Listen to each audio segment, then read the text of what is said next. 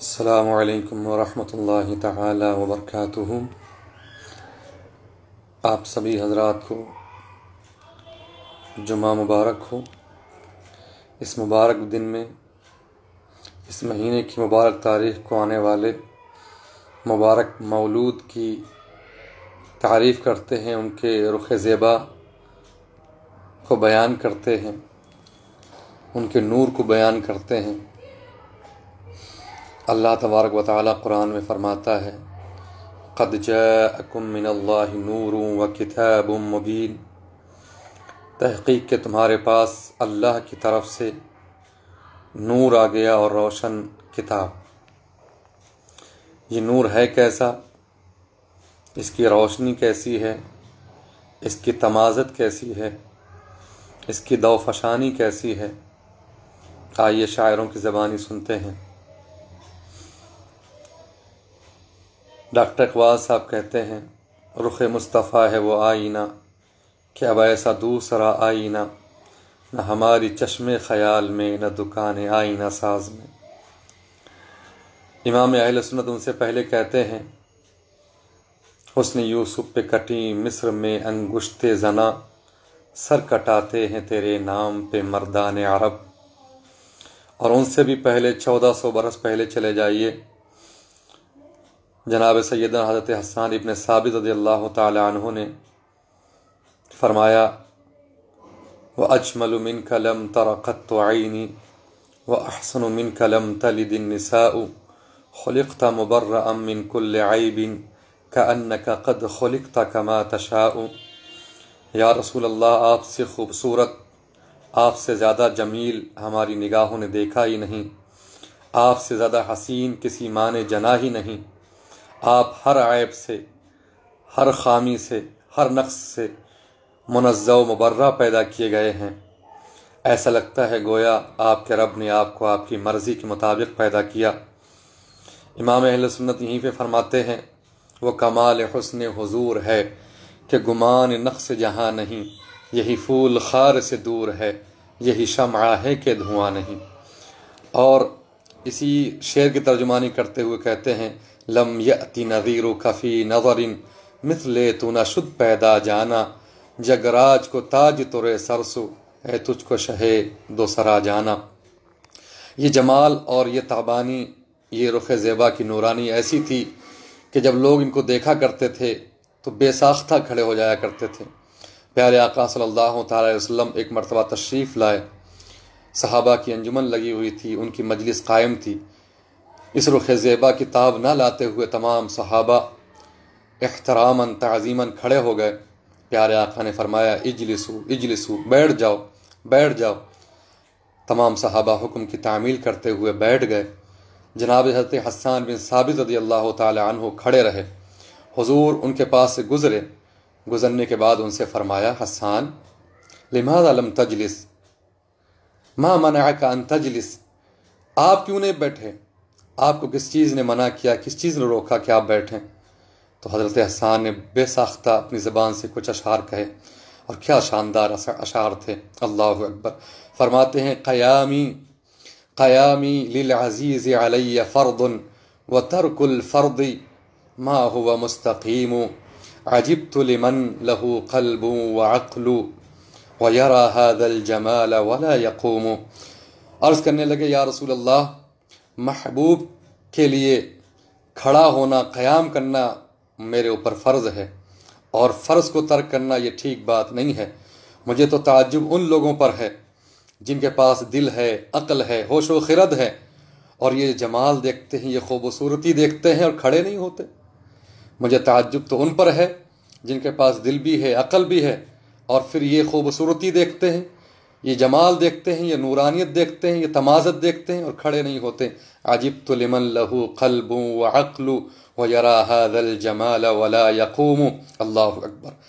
جمال و نورانیت کا یہ عالم تھا جب یہی نور، یہی نورانیت، یہی تمازت، یہی حسن و رعنائی بریلی کے تاجدار نے دیکھی تو وہ کہنے لگے، پیش نظر وہ نو بہار، سجدے کو دل ہے بے قرار، روکیے سر کو روکیے، ہاں یہی تو امتحان ہے۔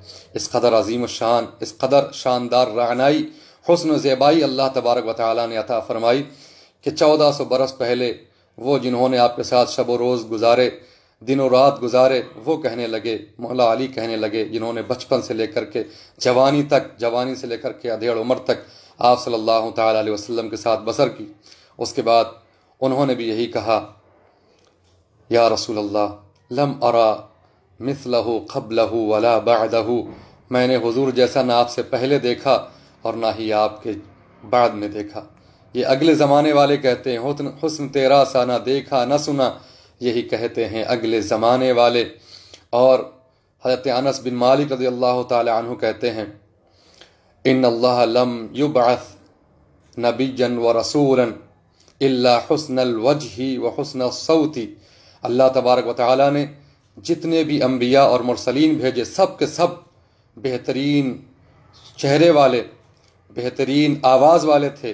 وَكَانَ نَبِيُّكُمْ أَحْسَنُهُمْ وَجْهًا وَصَوْتًا، اور تمہارے نبی ان تمام انبیاء و مرسلین میں سب سے زیادہ اچھی شکل والے اور سب سے زیادہ بہترین آواز والے تھے۔ اللہ اکبر، حسن تیرا سا نہ دیکھا نہ سنا، یہی کہتے ہیں اگلے زمانے والے۔ یہ ہمارے آقا و مولا صلی اللہ علیہ وسلم کے جو ہے رخ زیبا کی بات ہے، ان کی نورانیت کی بات ہے۔ اللہ اکبر، حضرت ابو ہریرہ رضی اللہ تعالیٰ عنہ جو حضور پاک صلی اللہ علیہ وسلم کے ساتھ ہمیشہ رہا کرتے تھے، ہمیشہ رہا کرتے تھے، وہ کہتے ہیں کأن الشمس تجری فی وجہہ، کہ حضور گرامی وقار صلی اللہ تعالیٰ علیہ وسلم اس قدر روشن چہرے والے تھے، اس قدر روشن چہرے والے تھے، آپ کا رخ زیبا ایسا تھا، ایسا لگتا تھا جیسے کہ چاند ہی نہیں بلکہ سورج آپ کے چہرے کے اندر گردش کر رہا ہو۔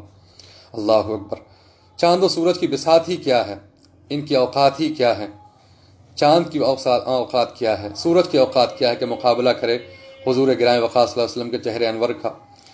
بلکہ حضور انور صلی اللہ علیہ وسلم کی ایڑیاں مبارک چاند و سورج کے رخ سے بھی زیادہ منور اور تابناک ہیں، اسی لیے اعلیٰ فرماتے ہیں عارض شمس و قمر سے بھی ہیں انور ایڑیاں۔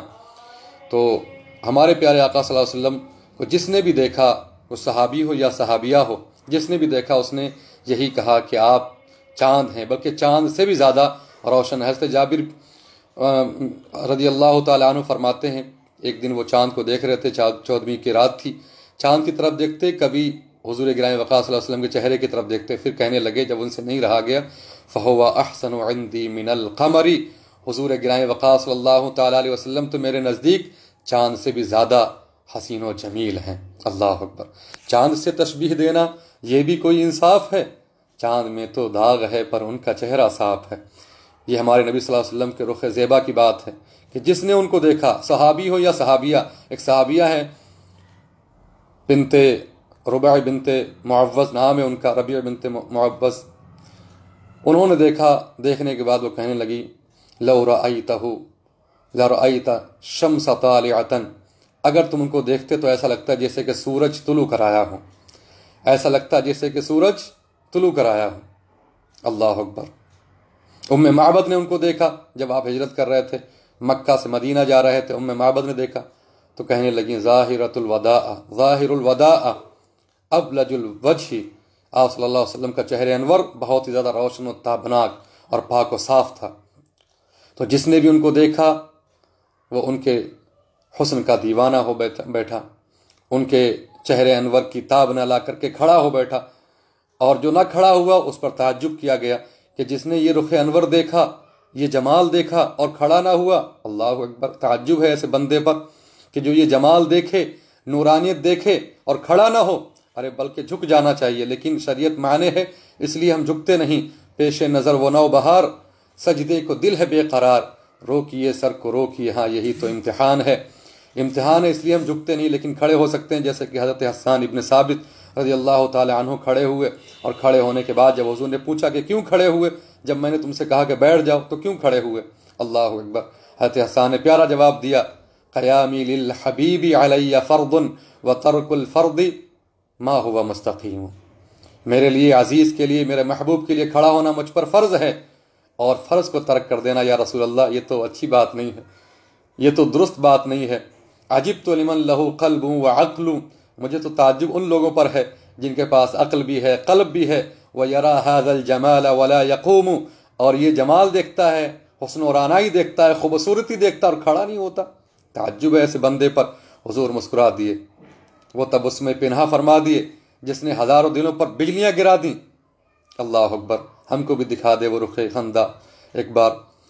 تو یہ ہمارے نبی صلی اللہ علیہ وسلم کے حسن و جمال کی بات ہے کہ جو بھی ان کو دیکھا، چاہے صحابی ہو یا صحابیہ ہو، یا ولی ہو یا ولیہ ہو، یا علماء ہو یا کوئی اور ہو، جس نے بھی دیکھا وہ یہی کہہ اٹھا کہ آپ جیسا میں نے کبھی نہیں دیکھا، آپ جیسا میں نے کبھی نہیں دیکھا، اور اللہ نے آپ جیسا پیدا بھی نہیں کیا۔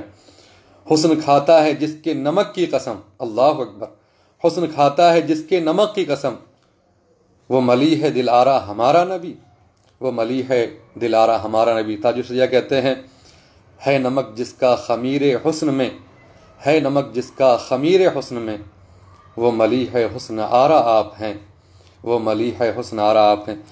تو اگر حسن پہ بات کی جائے تو بات بہت لمبی ہو سکتی ہے، بہت زیادہ مواد موجود ہے احادیث کریمہ کے اندر، قرآن کے اندر، اور علماء کرام کے اقوال کے اندر، بہت زیادہ ہو سکتا ہے، لیکن میں اسی پر اکتفا کروں گا، اور ڈاکٹر صاحب کے شعر پر کہ رخ مصطفیٰ ہے وہ آئینہ کہ اب ایسا دوسرا آئینہ، نہ ہماری چشم خیال میں نہ دکان آئینہ ساز میں، اسی پر ختم کرتا ہوں۔ السلام علیکم ورحمۃ اللہ تعالی وبرکاتہ۔